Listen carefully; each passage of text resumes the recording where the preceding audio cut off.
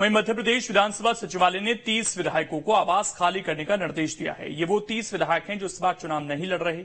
इसे लेकर सचिवालय ने विधायकों को चिट्ठी भी भेज दी है। बीजेपी और कांग्रेस के ऐसे 30 विधायक हैं जो चुनाव नहीं लड़ रहे। वहीं विधानसभा सचिवालय के प्रमुख सचिव एपी सिंह ने इसे एक सामान्य प्रक्रिया बताया।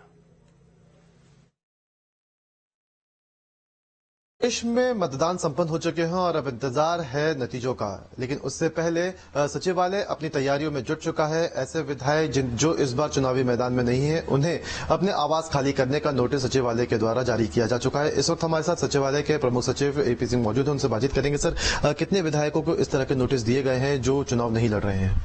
देखिए, 16वीं विधानसभा गठन निकट भविष्य में होने जा रहा है, जैसा आपने कहा भी है, और 3 तारीख को परिणाम आएगा, उसके बाद नई विधानसभा गठित हो जाएगी। तो अभी कुछ माननीय सदस्यों को, जिसमें 30 के आसपास सदस्य हैं जो कि निर्वाचन क्षेत्र में नहीं गए, यानी वो चुनाव नहीं लड़ रहे हैं, उनसे हमने अनुरोध किया है कि वो 3 तारीख के पश्चात यथाशीघ्र अपना आवास रिक्त कर देंगे, तो जो उनके स्थान पर निर्वाचित होकर माननीय सदस्य आ रहे हैं, हम उनको आवास दे सकेंगे।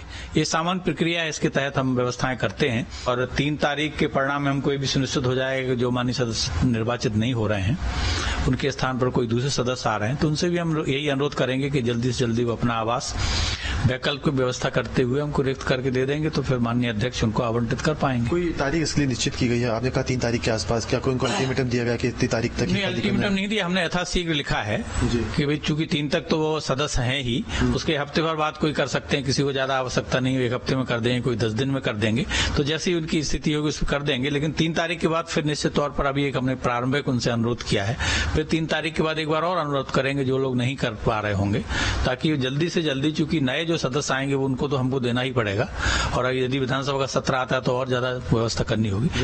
विश्राम गृह को लेकर भी सर आपने आदेश जारी किया कि विश्राम गृह भी जो खाली रहे, क्योंकि ऐसी स्थिति में विश्राम गृह अगर भरे रहते तो दिक्कतें बढ़ सकती है। विश्राम गृह को लेकर आप लोगों की तरफ से क्या आदेश है? उसके लिए भी हमने अनुरोध किया है कि हमारे माननीय सदस्यों के लिए तात्कालिक व्यवस्था के लिए अस्थायी रूप से हमको शासन के जो विभिन्न विभागों के विश्राम गृह हैं, उनको हमने पत्र लिखा है कि उनको भी आरक्षित रखा जाए, और हमारे जो विधायक विश्राम गृह के कक्ष कुछ खाली पड़े उनको हमने सुव्यवस्थित करने के लिए भी अपने यहाँ के जो केयर टेकर या जो हमारे पीडब्ल्यूडी विभाग के लोग हैं उनको हमने निर्देशित किया है। तो इस तरह से सारी व्यवस्थाएं कर रही हैं। यहाँ भी हम उनको जब परिणाम आ जाएंगे तो उनके लिए एक रिसेप्शन सेंटर बनाएंगे, माननीय जो नए सदस्य आएंगे, ताकि उनको सुविधाजनक रूप से हम अटेंड कर सकें और सही जानकारियां दे सकें। तो बहुत से ऐसे जो पहले विधायक थे लेकिन अब निर्दलीय चुनाव भी लड़ रहे हैं, तो क्या ऐसे जो विधायक रहे हैं जो अब निर्दलीय लड़ रहे हैं, उनके लिए क्या आदेश है?